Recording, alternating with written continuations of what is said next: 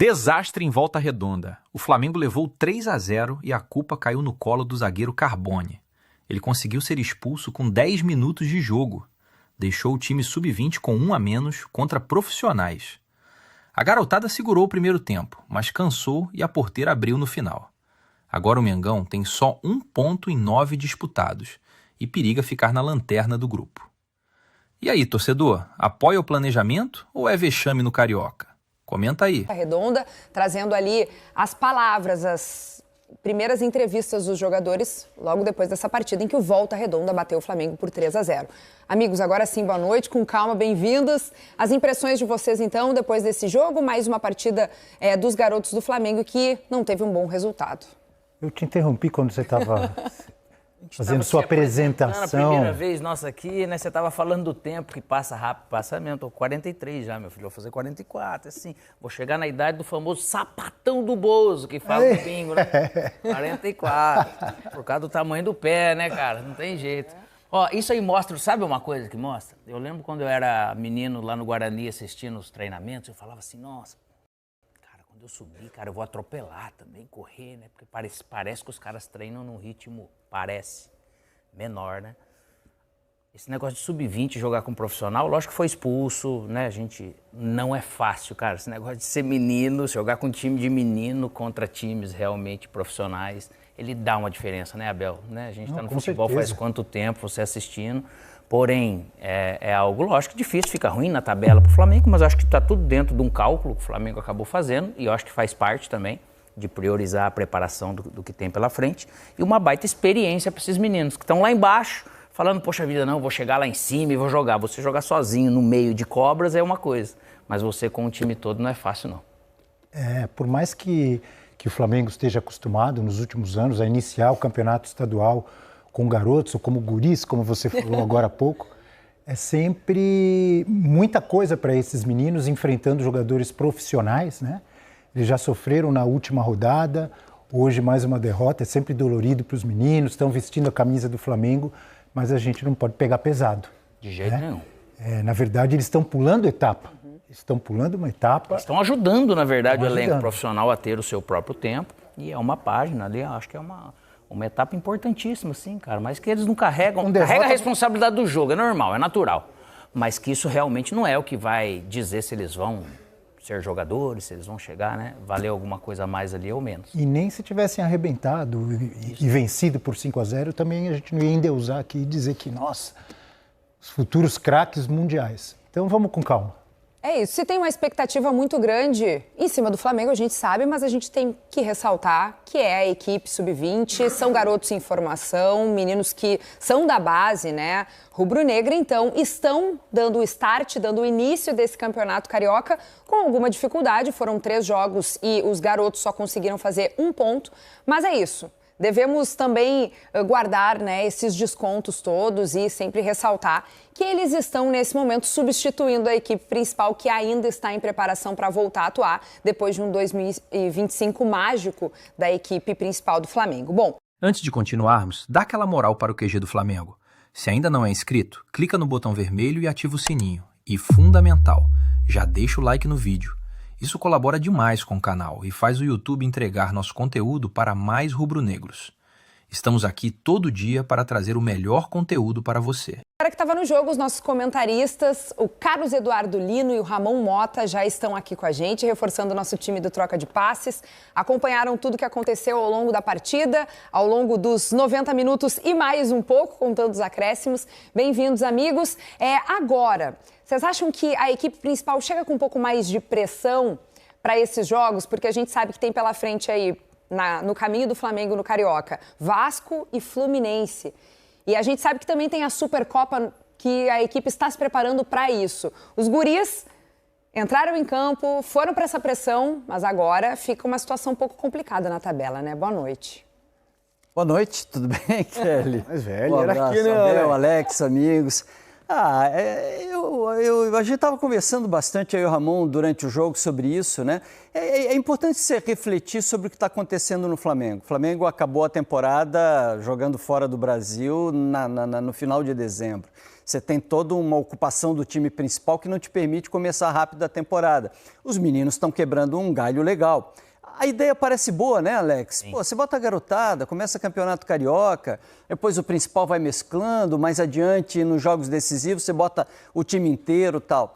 Mas os meninos estão muito expostos, porque a diferença é muito grande. O futebol mudou também nos últimos anos. Hoje todo mundo tem estrutura tática sólida, bons jogadores circulando pelo mercado brasileiro, os caras que chegam preparados para campeonato estadual. Você pega um time como esse do Volta Redonda, time cancheiro, cara, cheio de cara bom, cheio de jogador experimentado. Um Wellington Silva, o Bruno Barra, PK, uns caras que têm rodagem, que sabem o que estão fazendo dentro de campo.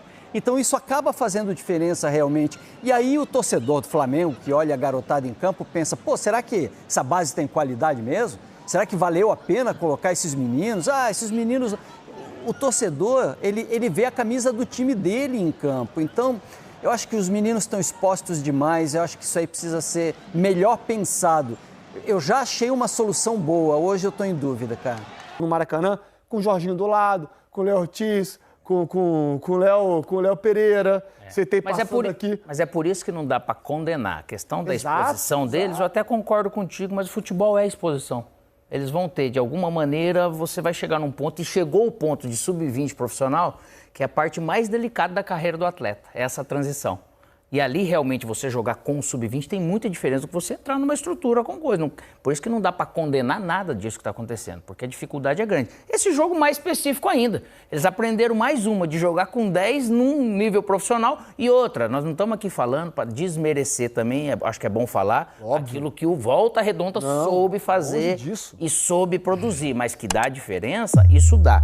É para condenar? Jamais. Eu acho que a exposição até que você falou, eu acho que também nem entra, acho que faz parte também desse processo. Desculpe, Ramon, mas o que você acaba de dizer, acho que é fundamental, porque, por exemplo, daqui a pouco a gente vai falar do Palmeiras, que venceu um jogo difícil com um garoto de 17 anos de titular no meio de campo, outro garoto Luiz Pacheco, outro garoto na lateral esquerda, mas o que você destacou é fundamental.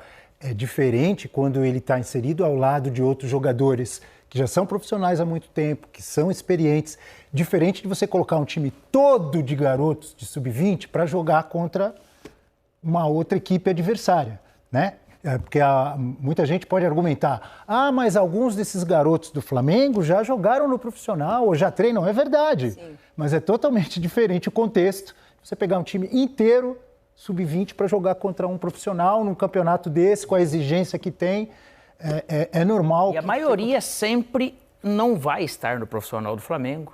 A maioria sempre não vai estar no profissional do Palmeiras e de outras equipes. Não, e se você é um sub-20 de muito destaque, um Vinícius Júnior, você não está mais nessa categoria, nessa Já não estava com eles, Você já está no profissional, se já não estiver na Europa, né, cara? Isso aí o que mudou para o Fluminense, um exemplo, para outras equipes, desculpa, Kelly, é que eles têm alguns jogadores que chegaram, tipo Gemes, tipo Arana. Opa, vamos lá para se ambientar. Se não, de repente, já estaria... O Grêmio está mesclando e conseguindo. O Cruzeiro hoje jogou a primeira vez com a equipe principal e explodiu. O Inter começou também intercalando. Então, se não tem... poucos clubes também têm essa condição de colocar um sub-20, igual o Flamengo colocou para jogar. E no Palmeiras a gente até vê com mais frequência alguns meninos sendo lançados e entrando no time principal, jogando com esses cascudos. No Flamengo isso acaba sendo mais difícil por conta da constelação que tem na equipe, né? A gente sabe que o Flamengo tem os seus titulares, que já são muito bons, e ainda reservas que são excelentes. Então, acaba dificultando um pouco mais a promoção desses jogadores da base para a equipe principal, que acabam tendo que tentar se destacar num campeonato estadual como esse, na fogueira que volta e meia são metidos.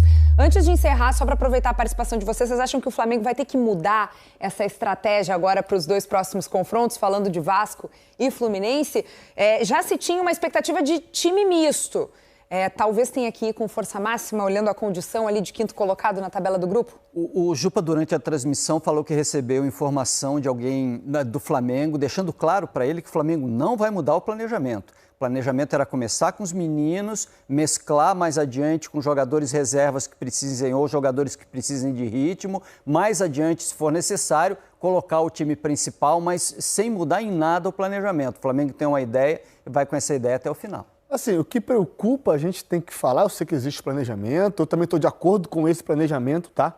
É a questão da tabela. Se o Maricá amanhã empatar com a Portuguesa, o Flamengo já é o último do grupo. E o Flamengo já tem 3 jogos.